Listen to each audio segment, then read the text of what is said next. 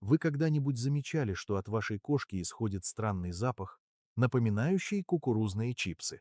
Или, может быть, она навязчиво вылизывает лапы, а на коже появились странные оранжевые пятна или горячие точки? Возможно, вы видели признаки дискомфорта. Вздутый живот, водянистый стул или даже самих паразитов в лотке. Эти симптомы не просто досадная неприятность. Это сигналы того, что организм вашего питомца захвачен изнутри дрожжевыми грибками и паразитами. Многие владельцы тратят годы на борьбу с симптомами, не осознавая, что настоящая битва происходит в кишечнике. Сегодня мы собираемся изменить правила игры. Мы разберем рецепт того, что я называю ядерным супом, мощнейшей натуральной комбинации продуктов, которая одновременно детоксицирует организм от дрожжей и уничтожает червей изнутри.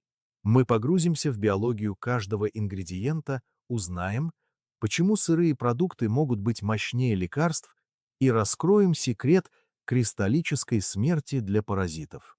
Это единственный гид, который вам понадобится, чтобы вернуть здоровье вашей кошки естественным путем. Глава 1.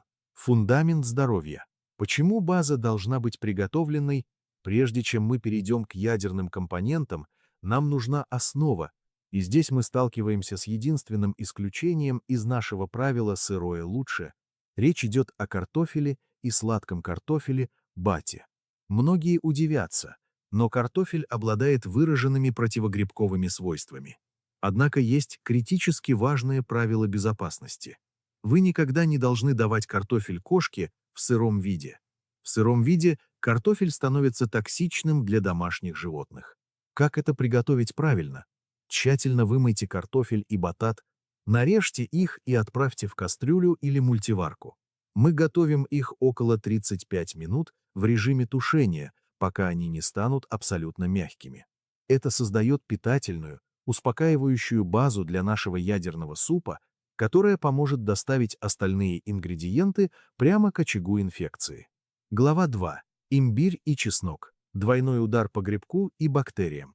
Как только база готова, мы переходим к ингредиентам, которые превращают обычную еду в лекарство. Первым в наш список идет имбирь. Имбирь – это не просто специя. Он невероятно полезен для пищеварительного тракта, помогая не только всасыванию питательных веществ, но и успокаивая слизистую оболочку желудка и кишечника. И самое главное для нашей сегодняшней цели – имбирь обладает мощным противогрибковым действием. Секрет приготовления. Чтобы кошка съела имбирь, его нужно нарезать тонкими ломтиками размером с монету, а затем измельчить в мелкую кашицу. В ядерном супе он должен быть полностью распределен, чтобы его вкус не отпугнул питомца. Следом за имбирем идет самый обсуждаемый продукт в ветеринарии – чеснок. Многие боятся его, но при правильном подходе чеснок становится непревзойденным антивирусным, антипаразитарным, антибактериальным и противогрибковым средством. Он помогает сбалансировать организм, возвращая в кишечник правильные бактерии. Критическое правило 15 минут.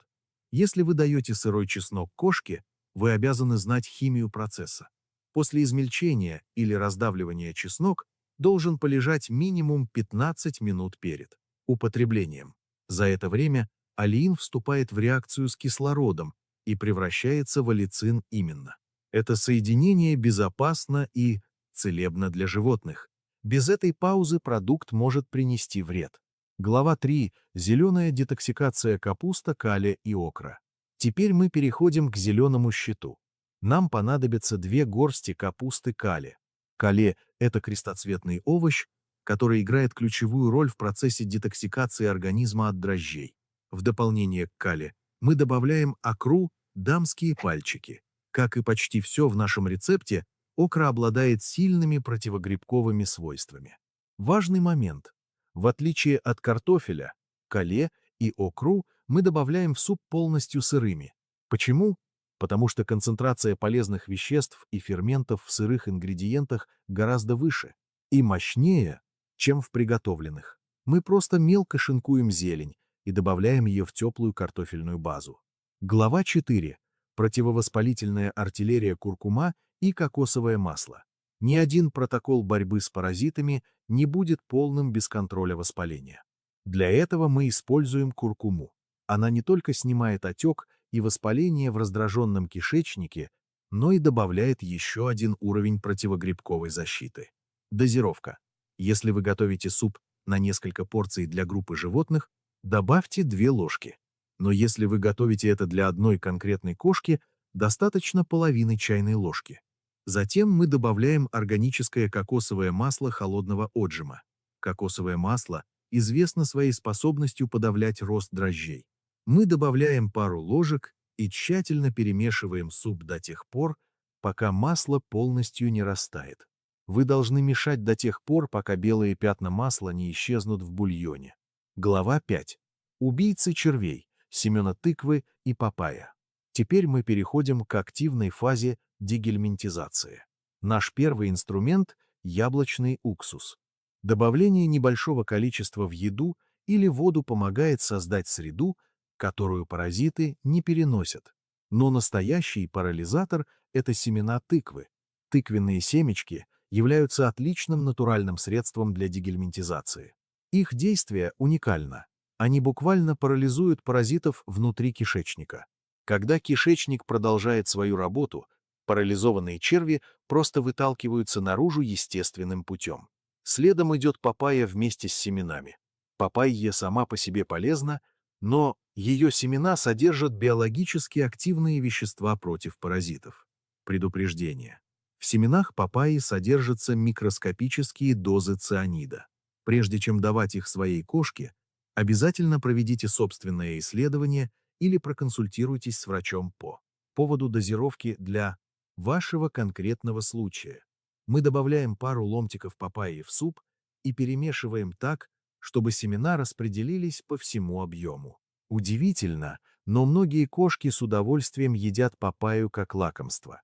Глава 6. Омега, защита и кристаллическая смерть. Чтобы поддержать кожу и шерсть во время чистки, мы добавляем яйца. Яйца богаты жирными кислотами омега-3, которые, как вы уже догадались, также обладают противогрибковыми свойствами.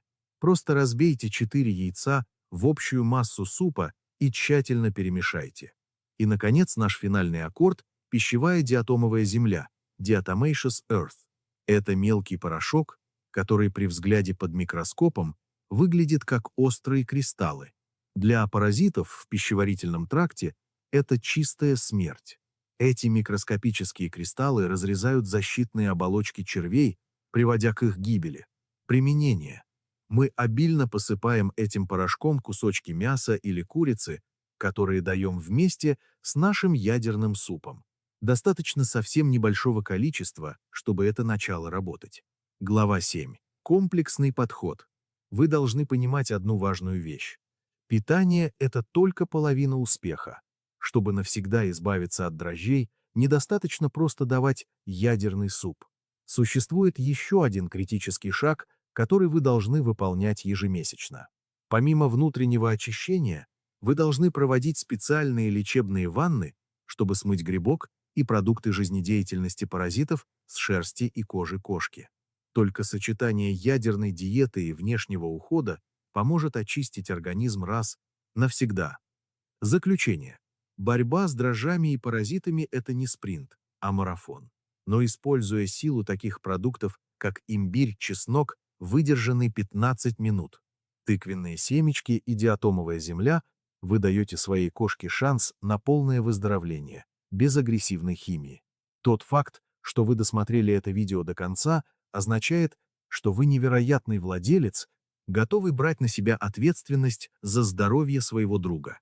Прямо сейчас напишите в комментариях слово «чистота», если вы готовы попробовать этот метод. Расскажите, замечали ли вы запах чипсов у своего кота? Я читаю каждый ваш комментарий.